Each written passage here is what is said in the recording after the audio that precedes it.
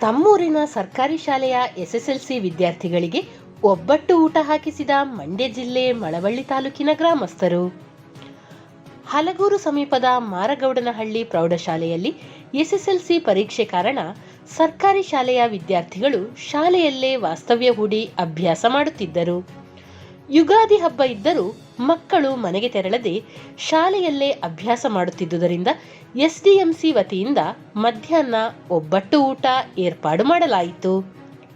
ಕಳೆದೊಂದು ದಶಕದಿಂದ ಈ ಸರ್ಕಾರಿ ಶಾಲೆಯಲ್ಲಿ ಪರೀಕ್ಷಾ ವೇಳೆ ಮಕ್ಕಳನ್ನು ಮನೆಗೆ ಕಳುಹಿಸದೆ ಶಾಲೆಯಲ್ಲೇ ಕಲಿಕೆಗೆ ಅವಕಾಶ ಮಾಡಿಕೊಡುತ್ತಿದ್ದಾರೆ. ಪ್ರತಿ ವರ್ಷವೂ ಅತ್ಯುತ್ತಮ ಫಲಿತಾಂಶವೂ ಈ ಶಾಲೆಗೆ ಬರುತ್ತಿದೆ. ಇದೀಗ ಹಬ್ಬಕ್ಕೆ ಒಬ್ಬಟ್ಟು ಊಟ ಮಾಡಿದ ಮಕ್ಕಳು ಪರೀಕ್ಷೆಗೆ ಸಿದ್ಧತೆ ನಡೆಸುತ್ತಿದ್ದಾರೆ.